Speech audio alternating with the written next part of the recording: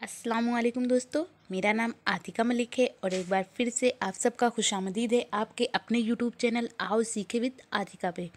तो दोस्तों, अगर आप बीएड या डीएलएड कर रहे हैं और आपका ऑप्शनल सब्जेक्ट अगर उर्दू है तो ये वीडियो आपके लिए ख़ास रहने वाला है।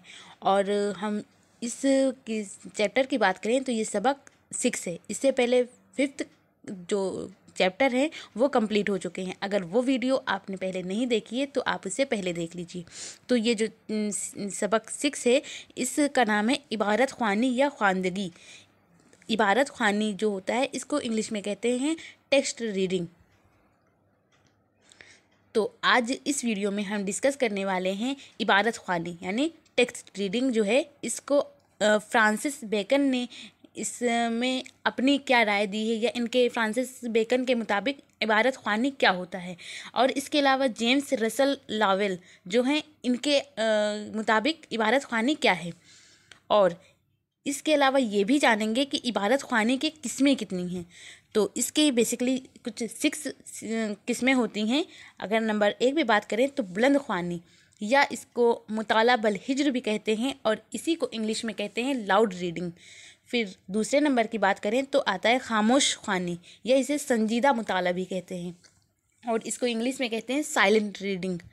फिर तीसरे नंबर पे बात करें तो ये आता है इजाफी या तौसई मुताला, इसको इंग्लिश में कहते हैं एक्सटेंसिव रीडिंग। फिर इसके बाद चौथे नंबर पे आता है गहरा मुताला। गहरा मुताला होता है इंटेंसिव रीडिंग। फिर इसके बाद आता है मुताला बराए लुत्फ़ अंदोज़ी यानी रीडिंग फॉर प्लेज़र, खुशी के लिए पढ़ना। फिर इसके बाद आता है 6 नंबर पे मुताला बराए मालूमात यानी रीडिंग फॉर इंफॉर्मेशन। तो ये कुछ इबारत ख्वानी की किस्में हैं, इसको हम डिटेल में डिस्कस करेंगे। तो अगर आप चैनल पे पहली बार आए हैं तो चैनल को सब्सक्राइब करके बेल आइकन को ज़रूर प्रेस करिए और जो भी दोस्त आपके बीएड या डीएलएड कर रहे हैं उन तक इसको शेयर कीजिए, क्योंकि ये एग्ज़ाम के पॉइंट ऑफ व्यू से बहुत ही इम्पॉर्टेंट है। क्योंकि कई बार अगर आप प्रीवियस ईयर क्वेश्चन पेपर देखेंगे तो कई बार ये क्वेश्चन पूछे गए हैं। तो आज इसी को हम डिस्कस करेंगे। तो चलिए बिना देर के हुए वीडियो को शुरू करते हैं। तो हमारे जो लेसन है उसका नाम है इबारत ख्वानी या ख्वानदगी। ये क्या है तो समझते हैं। बेदिली या बेज़ौकी के साथ सैकड़ों किताबें पढ़ाने से बेहतर है कि बच्चों के दरमियान पढ़ने का पाकीज़ा मजाक और देरपा शौक़ पैदा कर दिया जाए, जिसके बदौलत वो कोई मतबूआ या क़िलई इबारत रवानी और सेहत के साथ खुद भी पढ़कर समझ सके और दूसरों को भी समझा सके। तो ये मेन उद्देश्य ये होना चाहिए इबारत ख्वानी का यानी टेक्स्ट रीडिंग का, कि हम बच्चों को ऐसा बनाएं कि वो खुद भी पढ़कर समझ सके और अगर टाइम आए तो वो दूसरों को भी बता सके। जब वो अच्छे से खुद ही समझ पाएगा तभी वो दूसरों को समझा पाएगा। अगर वो उसे खुद नहीं समझ में आएगा अच्छे से तो वो दूसरों को नहीं समझा पाएगा। तो ये बहुत ज़्यादा किताबें पढ़ाने से ये अच्छा है कि एक ही पढ़ाई जाए, लेकिन वो बहुत ही अच्छा उनका शौक़ जिसमें है उस अकॉर्डिंग उनको पढ़ाया जाए। फिर आगे बात करते हैं इबारत ख्वानी या ख्वानदगी, जिसे क्या कहते हैं पढ़ना। रीडिंग मीन्स पढ़ना। तो इल्म हासिल करने का एक अहम तरीन ज़रिया है। मुख्तलिफ उलूम और मुतअद्दिद मज़ामीन तक ही हमारी रिसाई इबारत ख्वानी के ज़रिए ही मुमकिन है। अब हम बात करते हैं फ्रांसिस बेकन ने क्या कहा है इसके बारे में। तो जो फ्रांसिस बेकन हैं इन्होंने कहा है कि इबारत ख्वानी ख्वानदगी यही सेम चीज़ है कि इबारत ख्वानी या ख्वानदगी एक मुकम्मल इंसान बनाती है। इंसान को कैसा बनाती है? एक मुकम्मल इंसान बनाती है। फिर इसके बाद हम बात करते हैं कि जेम्स रसल लॉवेल ने क्या कहा है। तो इनके अकॉर्डिंग है कि कभी आपने इस पर ठीक से गौर किया है कि सिर्फ ख्वानदगी यानी रीडिंग की सलाहियत का मतलब क्या है? ये एक कुंजी है जिसके ज़रिए ख़यालात, तख़ील और क़यास के वसे दुनिया में दाखिला, ऋषि मुनि, आलिम व आरिफ की सोहबत का हुसूल और दाना और हाजिर जवाब तहरीक से वाक़फ़ियत मुमकिन है। इसके ज़रिए ये भी मुमकिन है कि हम पर शौक़ आँखों से देखें, बेहतर तौर पर सुने और तमाम वक्त की शीरी आवाज़ों से लुत्फ़ अंदोज़ हों।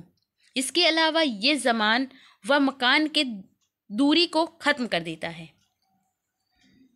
जो इबारत ख़्वानी है, इबारत ख़्वानी से कारी के अंदर खुददारी आती है। क्या आता है? खुददारी आती है।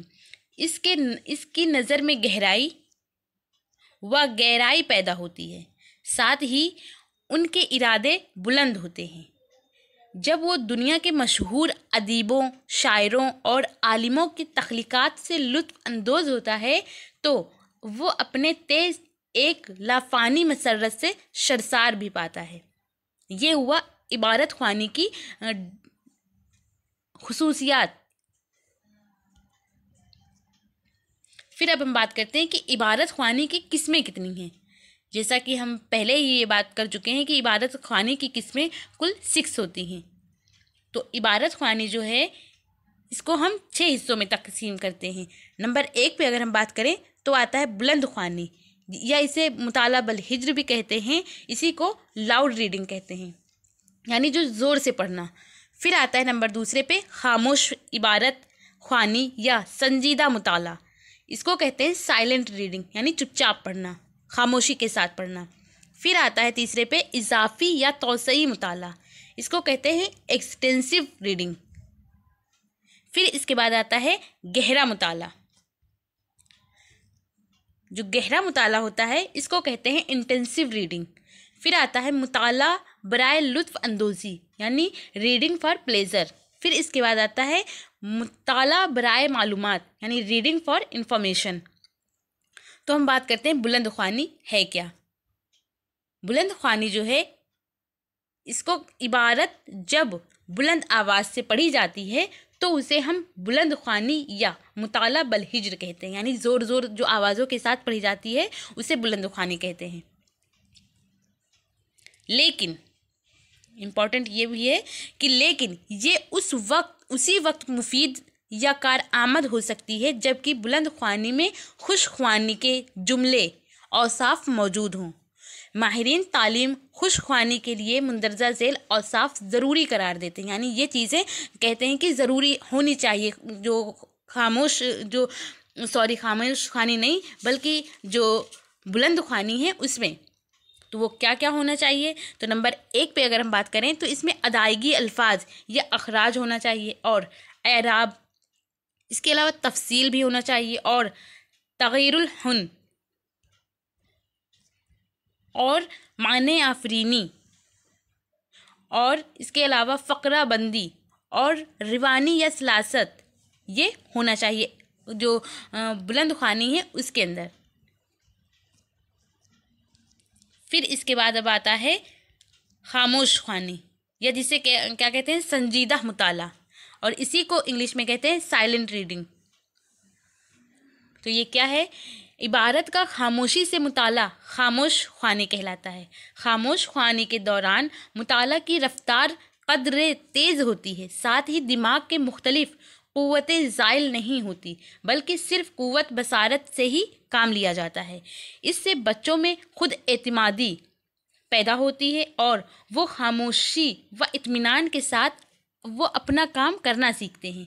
खामोश ख़्वानी के नतीजे में तलबा में तवज्जो यकसाई ज़्यादा देर तक कायम रह पाती है और इससे पढ़ने का हकीकी लुत्फ़ भी हासिल होता है खामोश ख़्वानी से, जिसकी वजह से फ़हम व इदराक को पनपने का खूब मौका मिलता है। फिर इसके बाद हम बात करते हैं तौसी या गहरा मुताला क्या होता है। तो फ्रांसिस बेकन के लफ्ज़ों में है कि कुछ किताबों का मज़ा चखा जाता है, कुछ किताबें निगली जाती हैं और कुछ किताबें अच्छी तरह चबाकर हज़म की जाती हैं। यानी कुछ किताबों का चंद हिस्सा पढ़ा जाता है, दूसरी पढ़ी तो जाती है लेकिन पूरे तजस्सुस के साथ नहीं, जबकि कुछ पूरी तवज्जो और सेहत के साथ पढ़ी जाती है। ये हुआ जो किताबें हैं कैसे कैसे पढ़ी जाती हैं उसके बारे में बताया गया है। फिर इसके बाद में है तौसे मुताला जो है का ताल्लुक़ क्या किससे आता है। तो तौसे मुताला या गहरा मुताला का ताल्लुक़ होता है मज़ा चखने और निगलने से। इस ज़मन में किताबों पर सरसरी नज़र डालते हुए उसका मकसद अदबी ज़ौक़ का मजाक पैदा करना है। ताकि ज़्यादा से ज़्यादा मुताला का शौक़ हो और उसकी रिग़बत भी। मुताला के दौरान उमूमन मजमूई मकसद या मतलब ही समझ लेना काफ़ी समझा जाता है, इसलिए इस पर बराह रास्त सवालात से इज्तनाब ही बेहतर है। फिर आता है गहरे और संजीदे मुताला का ताल्लुक़ खूब अच्छी तरह से चबाने और हज़म करने से है, ताकि ज़बान से वाक़फ़ियत और इजहार माफ़िल ज़मीर में वसअत और गहराई पैदा हो। यहाँ सिर्फ मतलब समझ लेना ही काफ़ी नहीं, निसाबी किताबों का मुताला से गौर व फ़िक्र की आदत डालना भी इंतहाई ज़रूरी है, ताकि ये देर व पाअमल हो और वो तमाम बातें पूरी जज़ायत के साथ याद रहें, याद रहें नहीं बल्कि याद रहें। साथ ही इबारत ख़्वानी के दौरान उमूमी या खुसूसी मकासद और निसाब में दी गई मालूमात की वाक़फ़ियत सियाक व सबाक के हवाले से हो सके।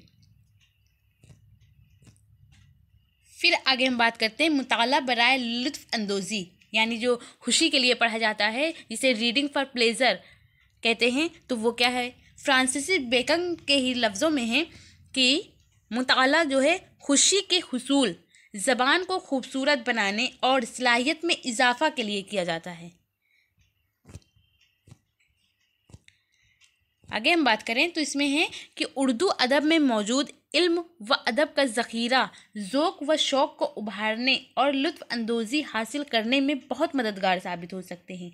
कौमी गीत, नज़में और गज़लें, ड्रामा वगैरह वो हरबे हैं जो ज़िंदगी में एक नई लहर पैदा करते हैं, जो न सिर्फ ज़िंदगी के मुख्तलिफ़ मसाइब का हिम्मत से मुकाबला करने की तरगीब देते हैं, बल्कि ज़िंदगी के बड़े से बड़े ख़तरात से भी नब्र व आज़माई को दावत देते हैं।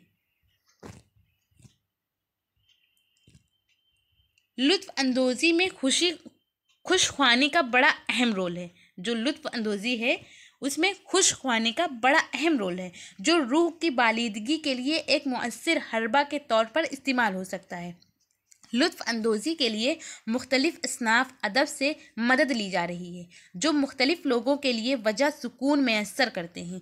कुछ लोगों को ये लुत्फ़ अंदोज़ी ड्रामा के पढ़ने या देखने से मिलती है, जबकि दूसरे लोग नावल व अफसाना के मुताला से हासिल करते हैं। यानी सब अलग अलग लोग होते हैं, तो अलग अलग तरह से उनका इंटरेस्ट होता है। लतीफ़ा और कार्टून भी लुत्फ़ अंदोज़ी के लिए बेहतरीन ज़रिया है। कुछ लोग लतीफ़ा पढ़ते हैं, कुछ लोग कार्टून देखते हैं, तो ये सबका अपना अलग अलग है लुत्फ़ अंदोज़ी का तरीका। जांग जाओ जो हैं एक माहिरीन हैं, इनके ख़्याल में है कि तालीम का मज़ा ज़माने की तरक्की के साथ ही तजुर्बा की गहराई की मुनासबत से है। जवानी में किताबों का मुताला चांद को एक दर्ज से देखने, दरमियानी उम्र में अपने सहन से और आखिरी उम्र में एक वाज़े ऊँट के ज़रिए देखने में है।